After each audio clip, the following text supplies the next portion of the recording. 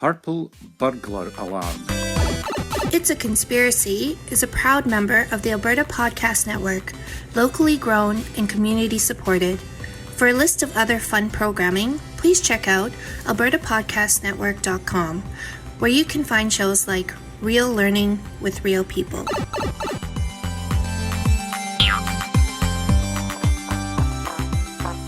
It's a conspiracy!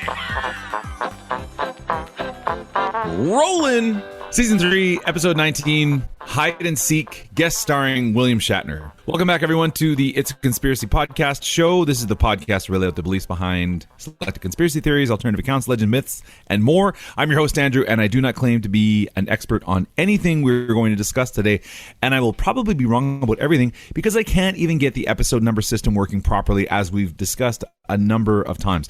So this is episode 18. That's all good. This is episode 19. That's all good to go. But our naming system, which stems from the first season of Sequest DSV, got botched in the last episode, mainly due to our lingering Muppet gag. And that's just awful. So this is the actual Hide and Seek, guest starring William Shatner, not the last one. Righty then, if you'd like to see whatever facts we dug up, please check out the resources in the episode description. Charlie, steward of all things wonderful and kind, tends to those like a loving gardener would their garden. Charlie, did you know that there are two types of people in the world? There are flowers and gardeners. So you, my friend, are a gardener. I'm a flower. Yeah, I know, right? And may I say, you're a beautiful flower. Oh, thank you very much. I appreciate that. You're a very attractive gardener. We're just in love with each other. So they do say that sometimes it depends on the role. It changes. You know, gardeners can be flowers. Flowers can be gardeners. But basically, you're a tender or a tendee. You can check us out at It's a Conspiracy Podcast. Our Twitter at Is It a Conspiracy, run by the social media influencer, the Irish Madman. Our Facebook group, our Instagram page, It's a Conspiracy Podcast. That's run by Greg. And our email and our Patreon page, patreon.com/It's a Conspiracy. Righty then. Joining the online distance communication time today is Charlie the Scream. This chocolate-covered cashew will interject as he sees fit, and I appreciate the digital distance company. Not a lot of people know this, Charlie, but we swore a blood oath 10 years ago this very night, and this is our heavy burden to bear. Yeah, that's true. 10 years ago tonight, can you believe it? Ooh, and we said we'd meet at this exact spot every 10 years. And here we are. That's it. We're doing it. We're fulfilling it. Now, with a yes or no, can you tell me if you've heard of either of these theories? Yes. Okay. So, number one, the time cube. No. No. Okay. Number two, a Mandela Minute with Charlie Scream. Yes. Okay.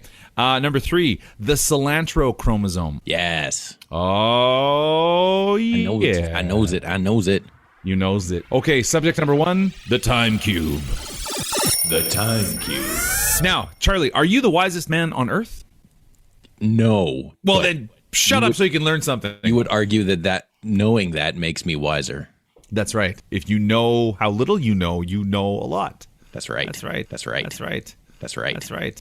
So Otis Jean Ray, former electrician, that's kind of shocking. He put forth a theory in the late 90s, what an era, called the time cube, which essentially explains that we are never living in just one day. So there is simultaneously sunup, sundown, midday, and midnight happening simultaneously. And this means, obviously, our government has covered up the fact that we're living in 4 days at the same time, man. Oh, boy. And that means that time is cubic. So four-sided, just like a cube. Wait a minute. Wait a minute. That's not how cubes work. Yeah, I am. I just get a heads up. I know we usually try to keep our opinions out of this, but reading this, I'm going to have to sneak in a couple things. So I'll try to temper it a little bit. It's going to be hard. So this doesn't mean that we're living in a constant state of 196-hour slot of Earth's rotation, but that we are in a constant battle between opposing dimensional forces, and that the number is 4, maybe 16, and that is at the core of it all. So you'd better get your anchor tied to your belt, because you're going to get blown away. In 1997, which is 7 BG, BG being before Greg, Gene Ray took to the internets to explain his theory of everything that was titled the time cube. Reject physics, reject history, reject religion, reject interracial marriage, reject it all. Yep. Oh boy. Angry and alone. Angry and alone on the internet, basically setting the pattern for everyone's uncle and your roommate's one cousin that rants on social media. So setting the trend for revolutionists in a way. Is that how Twitter got started? Oh man, this is like he basically established what it is to be a troll. Yeah. The website ended up getting a lot of attention, not so much for its scientific merit, but rather the baffling amount of hateful ignorance being thrown around, and garnered enough support that it ended up receiving a slot from the Students' Union at Massachusetts Institute of Technology. That's very hard to say. The Massachusetts Institute of Technology, which is probably why they call that MIT. I never knew that was what MIT stood for, but it's It rolls off the tongue a little bit easier. Oh man, Massachusetts Institute of Technatussets. Gesundheit. They supported they set up a student lecture for this Gene Ray. Gene Ray. Gene Ray, yeah. The event was partly recorded and allowed a number of supporters to see one of the first internet crackpots in action. The lecture, which is painful to listen to, was set up on the precedent that Ray would pay anyone $10,000 to disprove his theory of the time cube. Things proceeded until Ray went off on a tangent, basically about how there are essentially 4 of everything. We all have 4 grandparents, and there are only 4 races of people. White, black, Asian, and Indian. That's it. That's all there is. No more. He was, that's it, yeah. There's none other. And he was audibly stunned when someone approached the microphone and asked how she would fit in. She said, I'm biracial. How would I fit into that? And he's like, what? So they called off the meeting, everybody left, and he just kind of ranted away by himself for a little bit. He just went into a room and continued ranting for 17 hours. He stayed in the room, and they all... Oh, okay, get out of my room. See you later. The canceling of the meeting and a complete lack of actual academic faculty at the meeting bolstered Ray's belief that the school and the world at large was busy covering up the secret of the time cube. Now, shockingly, Ray's website is just a total meandering mess of meandering blather. And I know we're not in opinion time here, but it sounds like when you look at this thing, it sounds exactly like that drunk idiot telling you, like, this is how things really are, man. Like, let me tell you. Let me tell you something here. I got it all figured out, and that's why I'm so drunk. So let me just tell you how it goes. We'll see. Is this website still up? Mm-hmm. We're getting to it. I will share it with you, and it is. We're going to take a little trip down memory lane. Yeah, it's a lot of kind of stuff where people are like, "Listen, I'm not racist," but it's a lot of statements like that. You're like, you should stop there. The kind of person that gets thrown out of the lounge at the bowling alley. I'm not racist, but you're racist. Just stop there. You are. You're racist. The site, which is somehow maintained by the good people at the Wayback Machine.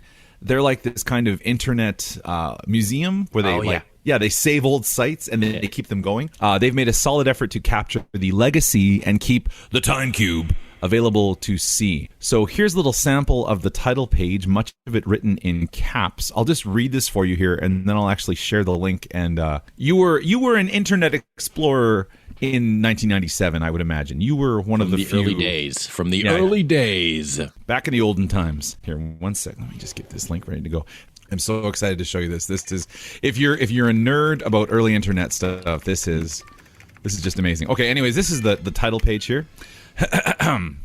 In 1884, Meridian Time personnel met in Washington to change Earth time. First words said was that only one day could be used on Earth to not change the one day the Bible. So they applied the one and ignored the other 3 days. The Bible time was wrong then, and it proved the wrong today.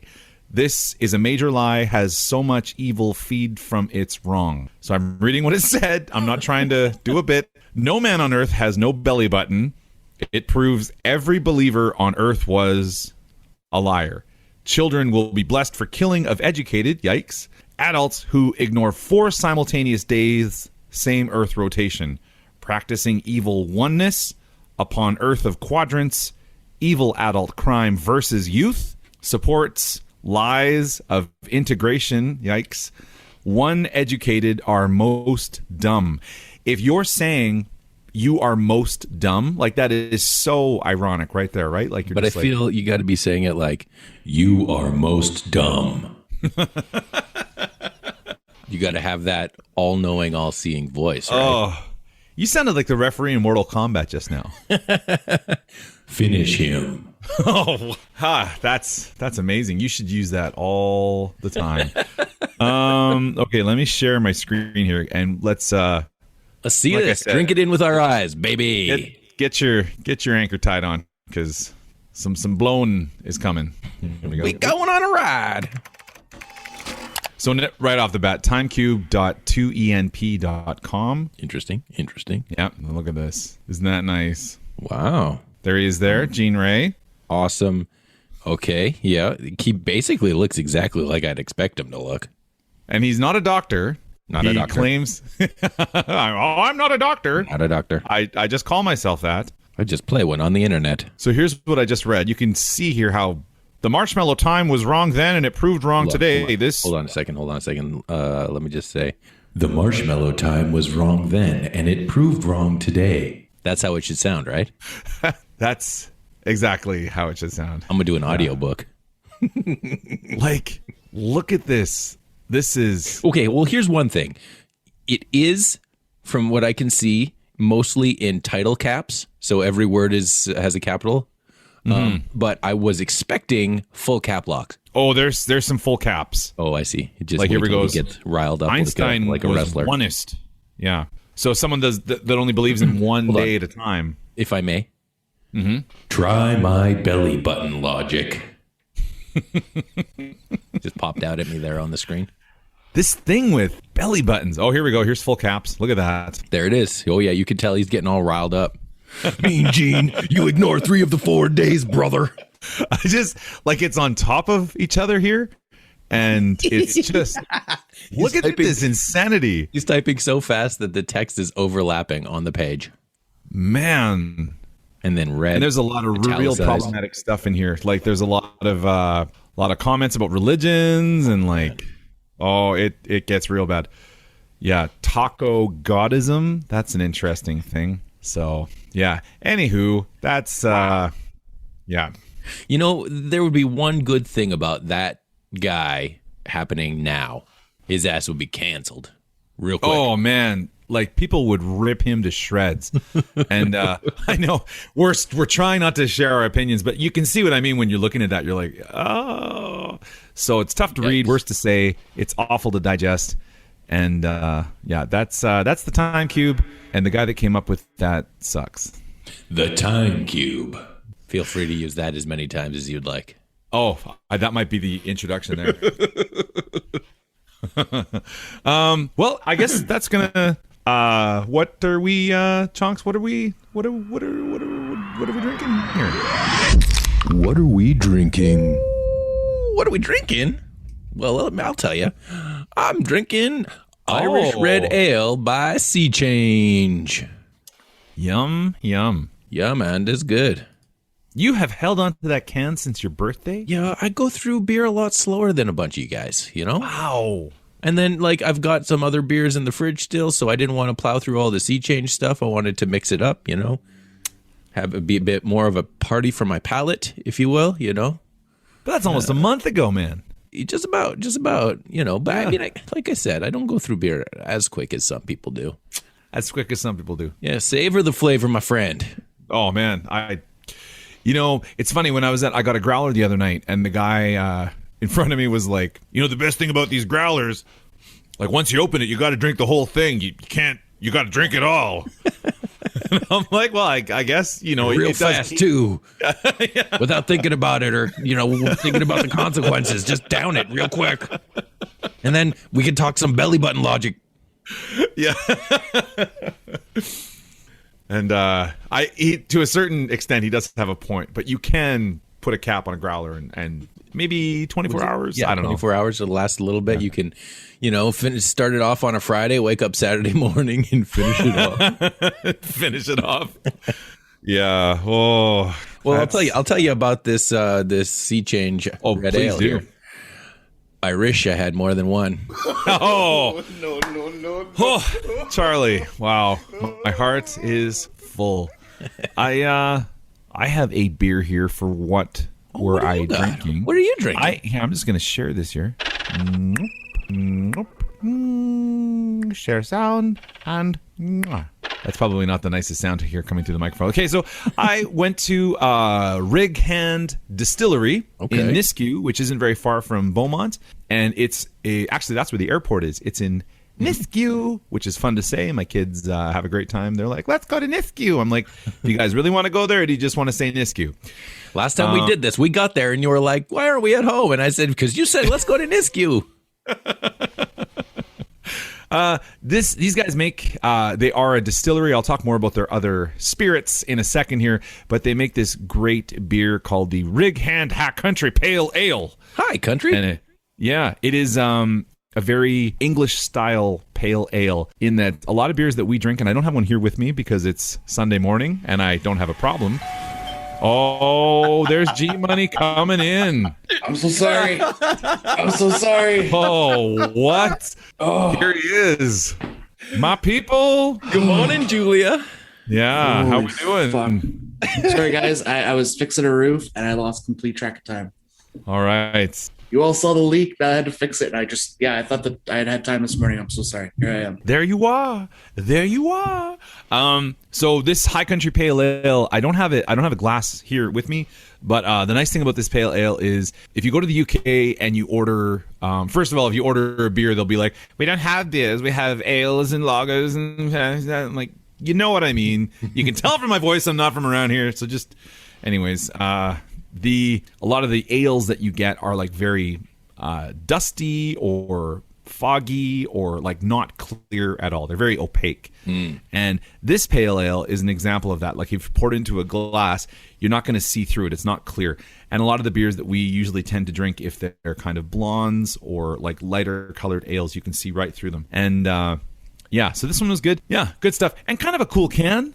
It's pretty good. Looks hand drawn on the can. Hi, country. Rig Hand Distillery. They are known for their vodkas, and they make these great. Those bottles look excellent. Yeah, these bottles are amazing. They look like oil derricks, and so the bottles are the coolest part. That's actually what I went in there to get, was one of these bottles of vodka, and.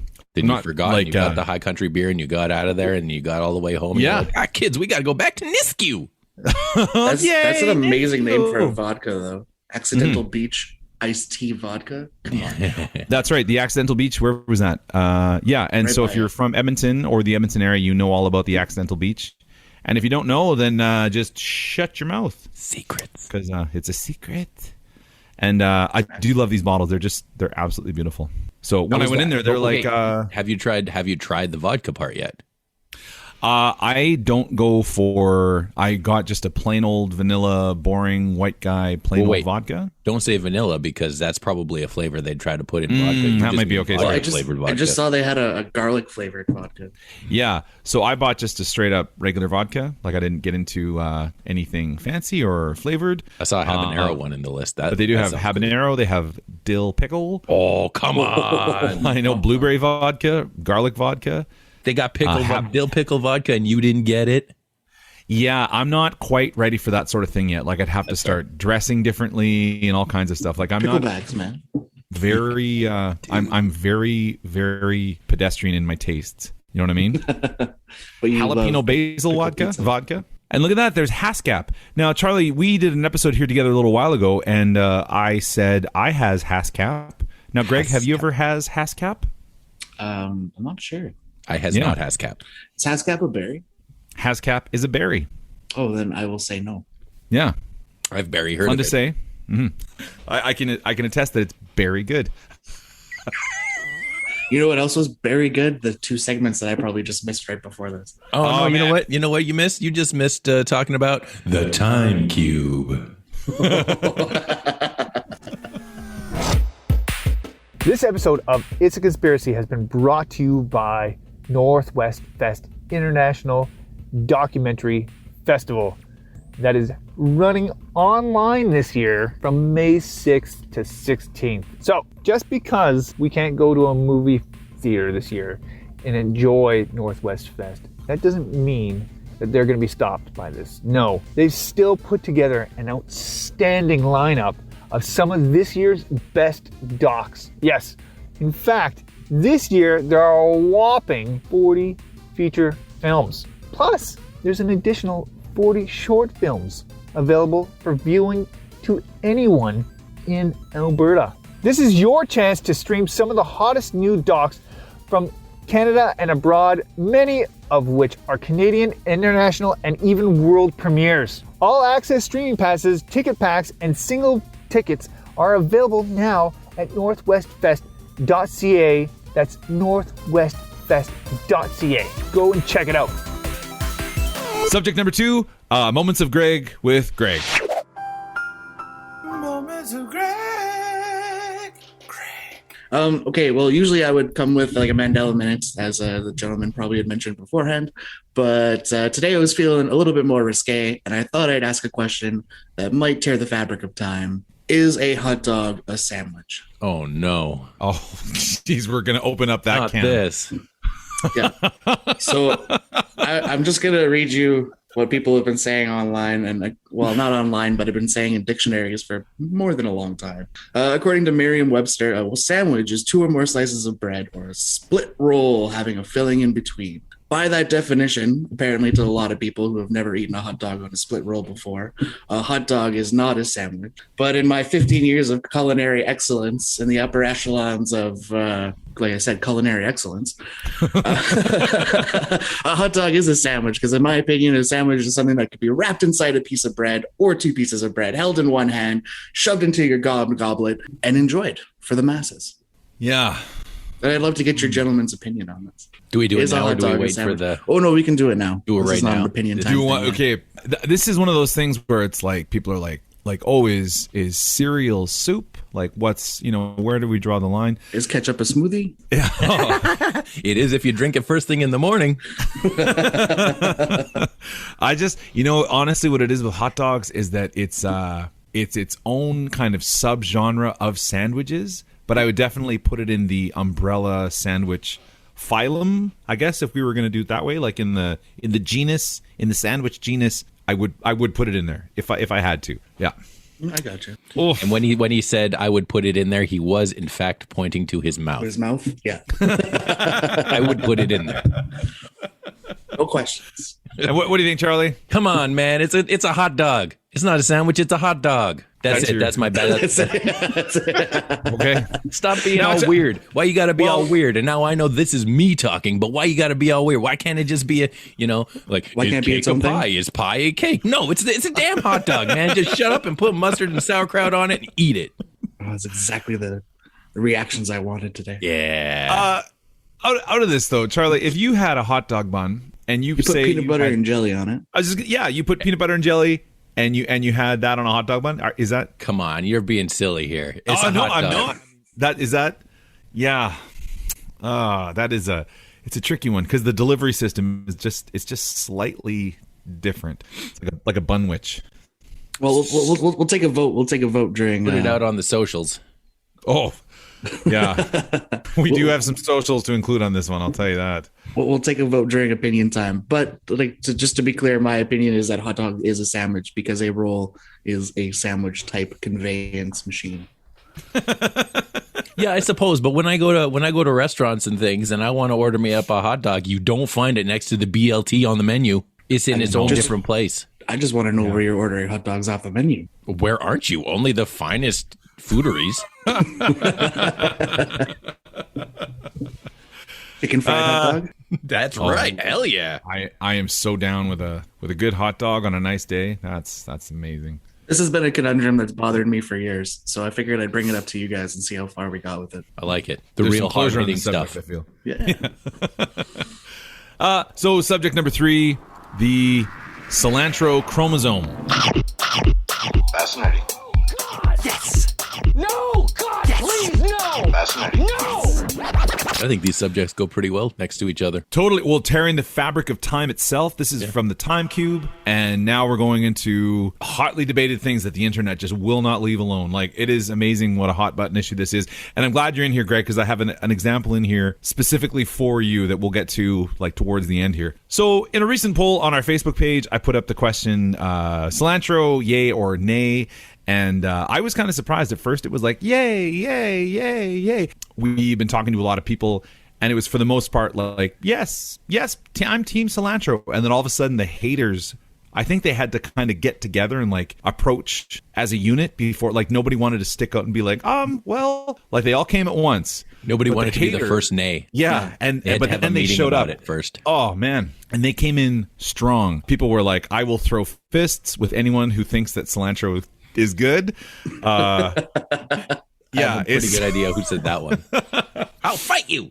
I totally. And people were like, nay, in like all caps, and just like vomit emojis and all kind, like the emojis that express disgust probably outnumber the emojis that express the opposite of disgust. Love and wonder, appreciation. I almost said lust. Lust is not the opposite of disgust. Lust after cilantro.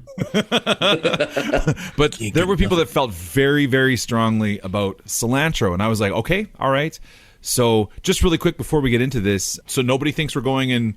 I mean, we're going in biased, but like just so everybody knows where we're standing at. Charlie, how do you feel about cilantro? I'm pro cilantro.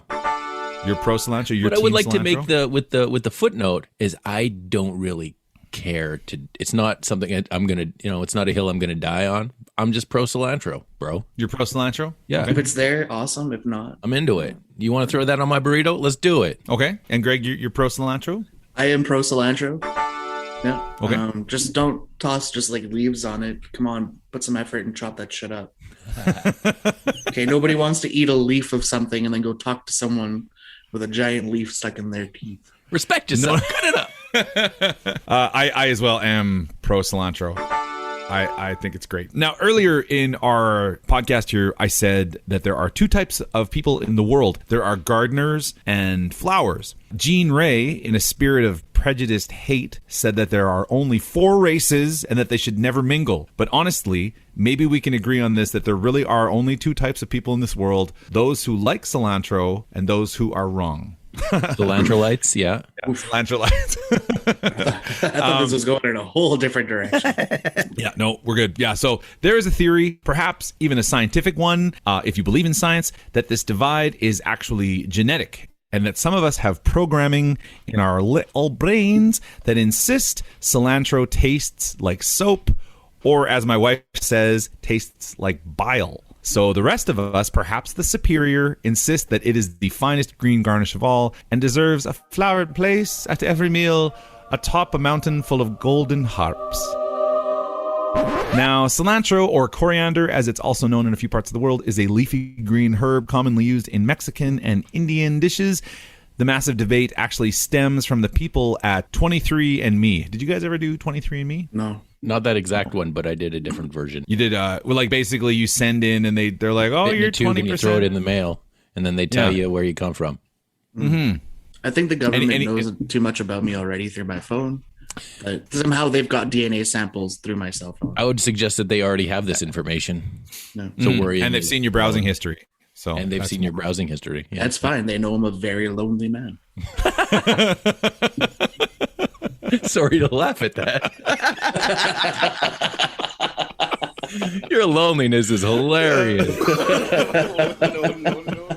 You're a young man about town. That's, you're out, doing your thing. That's okay. So basically, yeah, 23andMe. Charlie, were there any sort of surprises on 23andMe? You're like, Polish? No, I mean, like we could talk about that another time because I don't exactly remember it all, but nothing super surprising. Nothing leapt out at you. Yeah. Okay. Like they weren't like part chimp, part cop. They're like, all hunk, part Anunnaki, and I was like, yeah, I know. They come in every now and then.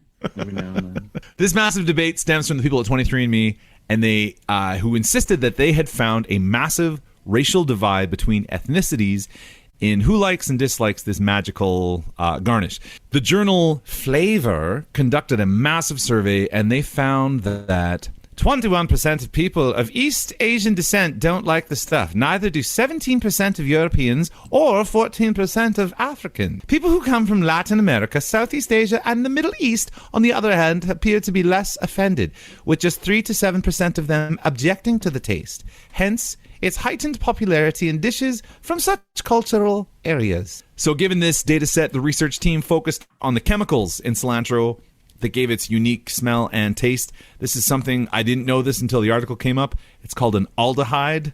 So a chemical in a whatever that has smell and taste, of which Charlie could only experience one, is an aldehyde. Amazingly, they discovered that the smell and taste is directly linked to one specific gene called OR6A2. So further studies were conducted, and it turns out that this genetic link is part of an olfactory receptor group, which is not present in all human beings. This is science. This is crazy. This is like, it is not in every single person. I don't know when they tested everybody, but they demonstrated it in the sample set. Essentially, if you do not have this OR6A2 gene, then you can enjoy the goodness. And if you are cursed with the demon gene, then you, like Nightcrawler, are at the mercy of your mutation, and rightly so, can barely be considered a human being. You are part of the new string of being, and at the moment, this is the big indicator. It's quite likely that the war is coming, and only the victor will know who is human and who is animal. Now, that said, war aside, researchers in Australia were quick to point out that the genetic anomaly could likely only account for less than 0.5 of our taste preference. So if you have this gene, it should still make up less than 1% of your preferences. What is more likely to them is simply the preference between people who grew up eating it, those who didn't, and the recent surge in popularity of the herb. So it feels like the debate came up with 23andMe research, but it's more likely due to restaurants really embracing it as of late. So Mexican restaurants becoming more popular, Indian restaurants are becoming more popular. There's places like Subway where you get burritos and they're like, hey, do you want a fistful of cilantro on there? You're like, yeah. Or you're like, no. I love that old school movie, Fistful of Cilantro. That's a Western classic. So it could simply be people are like, I didn't grow up with it and I don't like it. Now, when I was reading about this, I was thinking, I kind of feel like this with IPAs and kale. Like, IPAs became this big thing, and I'm like, I don't mind IPAs, but then it's like, how hoppy can it get? And it's like, you don't like an IPA unless it's like so hoppy your brain is just like shooting out the top of your skull. And IPAs got a little carried away, so they're nothing new, but people were like, we're going to make this turbo hoppy. And kale, you're like, yeah, totally. Oh, man, I had an XPA, and it was amazing. That was from Folding Mountain, and it was really good. What does the X stand for? I don't know. Used to be a pale ale. Yeah, an X. Yeah, was a pale. Now it's I don't know. Gotten some sun. Yeah, I'll put up a picture of that in the in the episode description. It was available at the brewery, but it wasn't like distributed in their stores yet. But also, kale went through a thing where you're like, everybody's eating kale for a little while, and you're like, do you like kale? You're like, yeah, and they're just like, well, here's a baseball bat sized battalion of kale. You'd better eat this whole thing and prove to everybody that you like kale. You're like, whoa. Just chill out, man. I like it some. Yeah, exactly. And right now people are like, I'm going to have a bowl full of cilantro. And if you like cilantro, then you better eat it by the bowl. So maybe you're just a picky eater afraid of flavor. And maybe you can overcome the aversion by gradually introducing it rather than embracing the handfuls of stuff that they throw on your Vindaloo. Now, the same people in Australia, they said... That's a real place.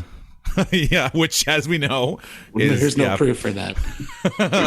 For the haters, there's a community of people just like you who want to let you know you're not alone. Head over to ihatecilantro.com. They are your people, and they even do haikus aimed at denouncing the herb. Here's an example of one of the haikus from the website. Every single time I taste that disgusting plant, I die more inside. Yeah, so there we go. Beautiful. On a final note, in 2011, Ira Glass, he's the host of This American Life. He claims to have found the 125-year-old secret recipe for Coca-Cola. And in that recipe for palate-burning flavors, right past 3 grams of coca, which is also cocaine. Yeah, they're like 3 grams of coca there, Eric Clapton. Underneath that is 5 drops of coriander. So if you like Coca-Cola, then you like coriander because there's coriander in there. So I wonder if all those... Not a lot of people know coriander and cilantro are the same plant. They're the same thing. Yeah, that's right. So cilantro... I did not know that. That's right. So coriander and cilantro are the same plant. Often if we get coriander seeds, those are the seeds you put in the ground, and then a big cilantro grows out them. A cilantro bush. Yeah. So I wonder, honestly, if all these anti-cilantro people, in quotation Cilantros? marks... Yeah. If they have the same vocal disregard for Coca-Cola. Because if it really is in your brains, then you'd be like, this Coke tastes like soap. And I've never heard that myself. Oh, come on. You haven't seen the Coke tastes like soap. Coke tastes like soap. You haven't seen those protesters? Those protesters? Oh, yeah, man. They're everywhere. Oh, man. One thing I did see that really cracked me up was this guy was like, he's like had like a burrito, and he's like, why don't you just save time and do this? And he had like a grate and like a bar of soap and was just like scrubbing it along the grate. That's pretty funny. All right, well, that's ad number 2. ATB Cares. Donate to your favorite charities through ATB Cares. ATB Cares is a platform that allows you to donate and have your donation matched by ATB to further your impact. ATB will match 20% of every dollar donated to Alberta non-religious charities to an annual limit of $360,000. Eligible charities may receive up to $5,000 in matching per year. Individual donations qualify for a maximum donation match of $500. Donors automatically receive electronic tax receipts. To learn more and donate, visit atbcares.com. Okay, and we've gotten all our way to the opinions time. Opinion time, opinion time. Hey everybody, it's opinion time. So Charlie, what was our first theory here? The Time Cube. Oh, now I don't know if Greg might not have been in here earlier. So we were saying that Charlie is using his Mortal Kombat filter for that there. Fatality. Ooh, that's actually pretty good. That's close. That's so close. Finish him. Yeah, you need a little more baritone in there. Round 2. Fight. Oh. Yes. Come here. Our second theory is a hot dog a sandwich, and I guess we'll have a little throwdown to see what the tally is for that. And then Greg, what was our third subject here tonight or this morning?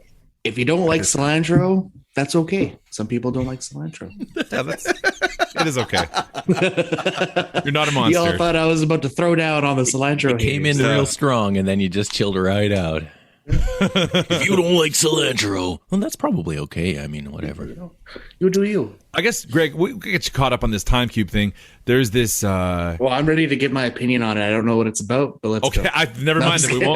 We won't tell you. Give me a little bit of lowdown. I'll give you the 30-second version of it here. Okay, so there's this sort of ignorant, hateful, cranky guy who is racist, prejudiced, and awful. And get this, he's on the internet. Yeah. Oh, shit. I know. What a combination. And I thought it was dial-up. From 1997, and he's like, well, how do we know that there's 24 hours in a day? Like, how do we know that the government isn't lying to us about that? Because it's morning here, sun up, sundown, midday and midnight at the same time. So how do we know that there isn't 4 days happening at the same time? Which is really confusing, and somehow that relates to a cube. Like, yeah. And he said everything is in fours, just like a cube. Four-sided, just like a cube. So obviously math was not his strong point. Yeah. I just love that four-sided, just like a cube. That is so funny. Anyways, so he's just a gross guy. Yeah. Chonks, did you have any feelings on that guy in particular? Like if we're going back to that? He's a OG internet troll, cuckoo bananas. Somebody got a geosites and just went wild, brother. Mm-hmm. That's about it. That's the long and short of it. Do you think it's cool that the Wayback Machine people are like making internet museums and like preserving old sites? I think that's amazing. I love that. Isn't that That's super cool, right? I guess the one thing about this guy is I noticed a few small things, like something about all men have belly buttons, the belly button list. And there was some weird theory about that, which might be interesting to just hear what he has to say, because he never seems to really stay on one topic. He's always like, everybody's got no man has no belly button, and also it's also always this time everywhere in the same time as 4 times. And you're like, well, just take a breath there, pal. Maybe you just unpack some of that stuff you just threw at me, Yeah. Out of your 4 Is he talking about innies and outies or what? No, he means he has this weird. So here's his website here. If you take a look, so it's all of this, just like, and this is just hard to look at, but it's just this rambling text, and it gets to the point where the text Children is, will be blessed. Yeah. This. So it says here, navel connects 4 right there. And there's 4 corners. God is born. I played that game. That's what Connect 4 is all about. Connect Navel 4. Yeah. Yeah. And he's got this weird thing with belly buttons and dirty lying teachers, and this is his whole thing. But this is his website here, and when you scroll down, you're just like, oh man, like look at this, just text on text, and just real bad. But I just was thinking when you were saying that, Charlie, I thought about it at the beginning. Yeah, okay, at the top here. So this wasn't mentioned earlier, but he's got the 4 corners of the earth. There are 4 people listed here. So on his Earth diamond, Socrates is at the top. No, hold on. You got to say it. You got to say it like it says it on the thing. Socrates live here at the top. Sorry. So midday, Socrates live here. Sunup, Jesus live here. Midnight, Einstein live here. And sundown, Clintons live here. Human form is a personified pyramid. One 24-hour day rotation is deadly erroneous. What does that even mean? Deadly erroneous. I have no idea. But anyway, so I love that the Clintons and Einstein and that's all basically on the same plane, right? And that plane was Air Force One. Oh man, that movie was great. That movie's so great. Especially when Socrates showed up and was trying to lay down some knowledge. Socrates and Jesus. Yeah. Get off of my plane, Socrates. That is some rambling stuff. I guess for our hot dog debate, I'm pro hot dog as a sandwich. So that's where my vote would go. Greg, how are you feeling about that? Having used a hot dog bun and hot dogs to make the sandwich, as I'm about to say, they are sandwiches. I don't think they're all that special. They do not need their own genus or subcategory or of the sort. Anything encapsulated in any type of bread, be it breadcrumb, fried chicken, breadcrumbs, that's a sandwich. Okay. Oh, okay. Now we're pushing it. Okay. Well, then, by that case, a pie is a sandwich. Not made with bread, made with pastry. But crumbs put together. Pastry crumb, not breadcrumb. So there's a difference between bread and pastry. 100%. There's leavening when it comes to bread. There's no leavening when it comes to pastry. Oh my! I don't know, man. If I saw them in the same list, when I'm ordering them in my fancy 5-star restaurants, if I didn't have to go to the other list to order a hot dog, a double dog, You mean the children's menu? A kraut dog. It's highly sophisticated stuff. Right Greg. next to the chicken fingers. Yeah, man. But Charlie, what? I mean, surely you can see they're like the Care Bear cousins. Like, sure, the elephant related. one or whatever. Yeah. They're related. Yeah, awful and an abomination, but they're related. So cilantro, not a mountain you're willing to die on. But the hot dog sandwich. He's very. Someone has to stand up for the sausages. He pulls out his Highlander sword and is ready to roll. Like, would you? So you would consider a burrito a sandwich? 100%. Oh, it's a burrito. This is where this goes. It is a food substance that has been wrapped in a bread-like conveyance that you can eat with one hand. For me, if it was a one-on-one. Pow, like that, but this is like rolled, gently nestled, snuggled tightly. You've obviously never been to high tea where they roll tea sandwiches. I have not been to high tea. That is we should fix that. Fancy menus. We should fix that. And a high tea, just to be clear, isn't what you're thinking it is. It's something else, Charlie. It's No. You get real high and then you just like have some tea. You eat some tea and you eat some sandwiches. Yeah, that sounds great. Oh, yeah. No, that is a can. And I have noticed this before, Charlie. You're very like what you like and just like exist and be friends, and that's fine. But it's funny. This reminds me of your thing, because your policy on that seems to now include like, but don't talk about hot dogs being sandwiches, and also don't talk about Superman being any good, because you're going to get mad about that. But other than that, you're like what you like. It's told you fine. there's an exception for the Superman rule in Red Sun, but that's it. Yeah. Ooh, so if you got Superman walking around in public in sweatpants, eating a hot dog, calling it a sandwich, GTFO, pal. Sweatpants was the other thing. I forgot that. Yeah, you don't like your. What about joggers? Are those okay? The joggers and yoga pants. That's passable. Okay. Fashionable. Yeah, it's the terminology. I worked with this Australian guy, and he called his. I was like, I'm just gonna put on some sweats. I don't remember what I was doing. I was like, I gotta put my sweats on. I gotta go. He's like, sweats, and he's like, we call those like Tracky Dacks or something, and I'm like, yeah, that's what they call Tracky Dacks. I'm like, is that a word? That's like 4 syllables, man. What do you need to say? Oh, he called those Tracky Dacks. Yeah, I'd have called them Chazawazes. which always, yeah. All right, so our last term here, cilantro. So basically, it's saying if you have the chromosome, it only accounts for like a very small part of your taste preference, anyways. So really, it is all about preference. So I don't know, Greg, what are your feelings on this whole like internet cilantro like can of worms? I kind of think I agree with what it's like. I don't know if you mentioned a name of people or anything, but like goes to like the food and things you're exposed to as a child. Like if you just eat like very plain foods, you grow up liking very plain foods, and the willingness to try and expand your flavor horizons becomes less and less just because you're not exposed to it.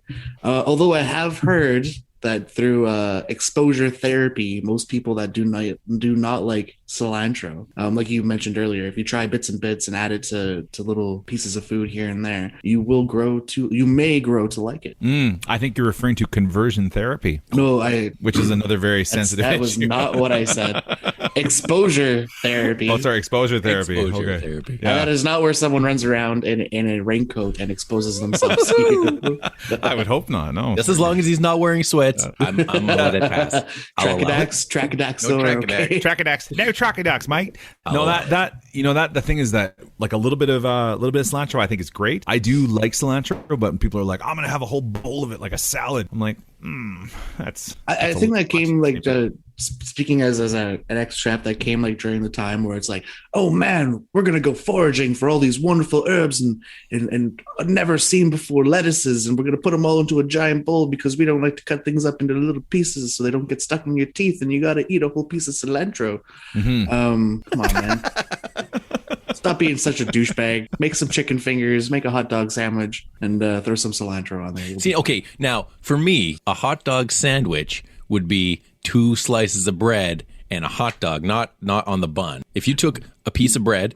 Okay, if you took a regular piece of Pullman bread, like white bread, white bread, put your hot dog in the middle and folded up the bread around it, would that not be a sandwich? That's a wrap. That's a wrap. Yeah, which is a sandwich. 2 slices of bread. But you're so 1 slice of bread is not a sandwich. A hot dog and 1 slice of bread, which is like every birthday party I had. Encapsulation. I'm gonna make a hot dog sandwich and I will send you a picture of it. I'm gonna slice the dog thin like a luncheon meat. All right. Would a whistle dog be a sandwich? Explain whistle dog. You've never had a whistle dog? I'm not sure. Explain it. Nor I. A&W, man. So A&W, I don't know if they have it anymore. What they would do is they would take the hot dog, slice it down the middle, get it grilled on both sides, take their bun, encapsulate it with onions, mustard, ketchup, and relish. And I believe bacon. Sold. A sandwich. Yeah, man. I'm looking up a picture. Closer. He's like, yeah, this is not quite it, but it's almost there. We're getting some blurred lines here. That's a whistle dog. That's a whistle dog. Charlie, have you tried an up dog before? What's an up dog? You did the question. You weren't ready for it. I was really hoping for. Sorry. Nothing much, man. What's up with you? Take 2. What's up, dog? Oh man. Wow, that's Yeah. Okay. Cool. Well, that's let's set the division aside between human and animal, plant and gardener, and let's not do any awful rants from the hateful '90s bloggers with too much time on their hands, making websites with text over top of itself. That I don't even know how he. Anyways, let's be friends, even if it means being friends with one of the OR682 people. After all, they're barely, but they are people too, and they have feelings in their kind of malfunctioning brains and hearts. So thanks so much for swinging by. You can check out all of our past casts and social media stuff at itsconspiracypodcast.com. And we will be back later on this month and would love to hang out again. All right, take care. Bye. See you never. It's a conspiracy! Greg has entered the chat. Finish him!